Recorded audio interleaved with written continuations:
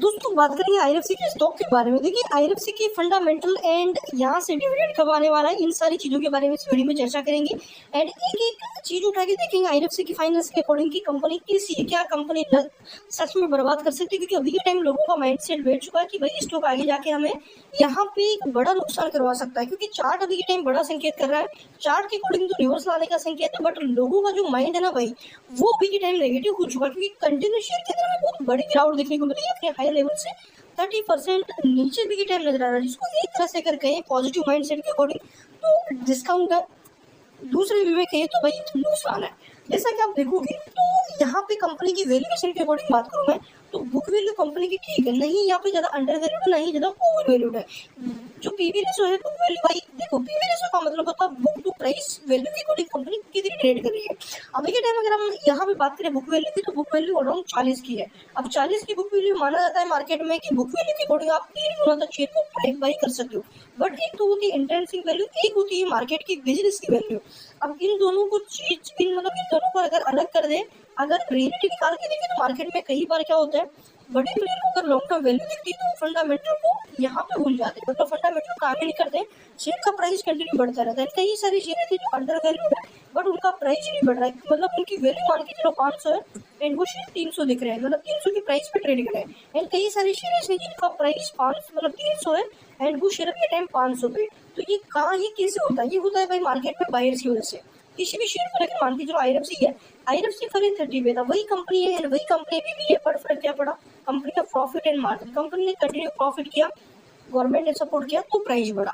तो टोटल यही चीज अब आगे भी देखने को मिलेगी। अब देखिए पिछली बार बड़ा करेक्शन आया था, लोगों को लगा था कि सब कुछ खत्म हो चुका है, उसके बाद आपने देखा स्टॉक के अंदर बहुत बड़ी रैली देखने को मिली, जो कि ऑलमोस्ट अभी यहाँ पे पैसा डबल करने वाली रैली है। यानी कि दोस्तों जो शेयर गिर चुका था, जो शेयर का प्राइस हमें ऑलमोस्ट 136 130 के आसपास देखने को मिला था, उस शेयर का प्राइस वापस से उठ के ऑलमोस्ट एक नए हाई यानी कि 230 पे हमें जाता हुआ देखने को मिला। कहाँ से 130 रुपए से बढ़ के 230 रुपए तक जाता हुआ देखने को मिला। ऑलमोस्ट शेयर का प्राइस हमें यहाँ पे 80% के आसपास की बड़ी रैली स्टॉक ने दिखाई यहाँ से।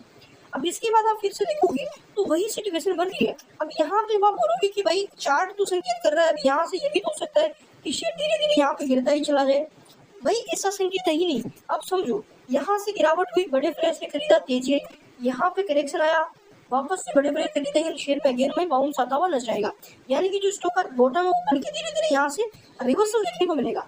अब सबसे बड़ी चीज कंपनी का फाइनेंस केस है। आप देखो सबसे, अब आप बोलोगे कि भाई इसका संकेत है, इसका संकेत है कि ये भी है कि अब देखिए करेक्शन तो आया बट स्टॉक में वॉल्यूम बिल्कुल भी नहीं है। अब देखो मार्केट में प्राइस ऊपर या नीचे कैसे जाता है, जब गिरावट में बेचने वाले ज्यादा होते हैं तो प्राइस कंटिन्यू गिरता है। किसी भी शेयर में अगर प्राइस बढ़ रहा है तो उसमें खरीदने वाले ज्यादा होते हैं, बेचने वाले कम होते हैं, इसलिए आप देखोगे तो हमें वॉल्यूम बढ़ती हुई नजर आती है, लोग शेयर को ज्यादा से खरीदते हैं। तो यहाँ पे भी टाइम वॉल्यूम गिरने का संकेत क्या है कि भी टाइम खरीदार तो मतलब खरीदार नहीं है, सेलर है। सेलर भी टाइम नाम मात्र के जो कह सकते हैं ऑलमोस्ट यहाँ पे रोजाना 1 करोड़ 1.5 करोड़ की वॉल्यूम नजर आ रही है मार्केट में। अब यहाँ पे देखिए दोस्तों कंपनी डिविडेंड भी देगी।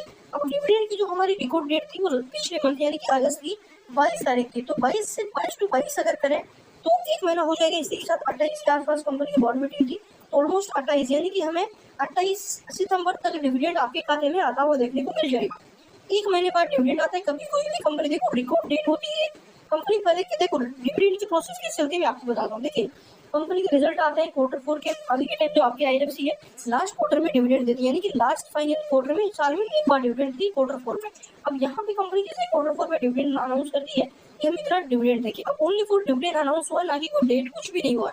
अब डेट अनाउंस नहीं हुई मतलब यहाँ पे रिकॉर्डेड अनाउंस नहीं, आगे जाके कंपनी बोर्ड मीटिंग वगैरह होती है उसमें कंपनी क्या करती है रिकॉर्ड डेट अनाउंस करती है कि इस रिकॉर्ड तक आपके पास अगर शेयर रहते हैं तो आपको डिविडेंड मिलेगा। उसके बाद रिकॉर्ड डेट जैसे आगे मान के चलो भी आईएफसी की 22 तारीख थी, तो 22 तारीख के बाद एक बोर्ड मीटिंग होती है कि उसमें फाइनल किया जाता है कि डिविडेंड किस तारीख को पे आउट करना है। तो यहाँ पे जो आपकी 28 तारीख के आसपास बोर्ड मीटिंग थी उसमें डिविडेंड की जो डेट है ऑलमोस्ट आप देखें तो बोर्ड मीटिंग के बाद 30 दिन के अंदर अंदर डिविडेंड पे किया जाता है। तो जो आपकी 30 डेट है ऑलमोस्ट यहाँ पे 28 से 28 हमें 28 सितंबर को होते हुए देखने को मिलेंगे। अब यहाँ पे फाइनेंस में आप सबसे बड़ी देखिए, आपकी IRFC फाइनेंस की कोई सबसे बड़ी कंपनी है, जिसका पी रेशो की अगर बात करूँ मैं, टाइम तो ओनली हमें यहाँ पे 33 का पी नजर आ रहा है, जो कि इतना रहता है।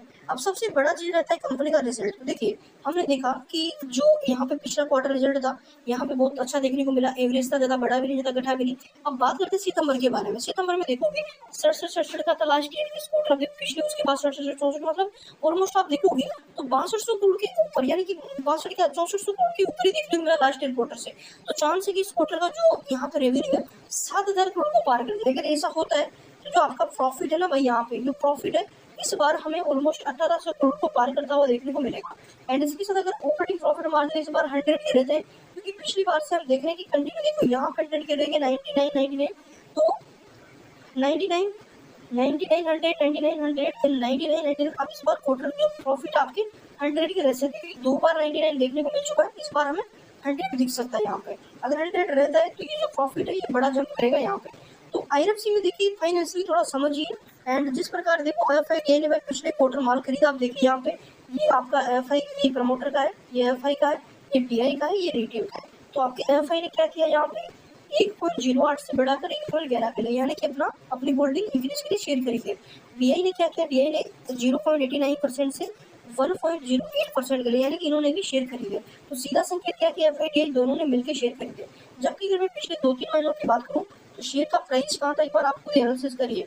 यानी कि जो आपका चार्ट है देखो, यहाँ पे उन सब ने खरीदा, शेयर लगाए, प्रॉफिट बुकिंग करी, फिर शेयर गिर रहा है, फिर से अगेन यहाँ पे खरीदेंगे, एंड यहाँ पे खरीदा तो एवरेज करेंगे यहाँ पे, एंड अगेन फिर शेयर को भगाएंगे।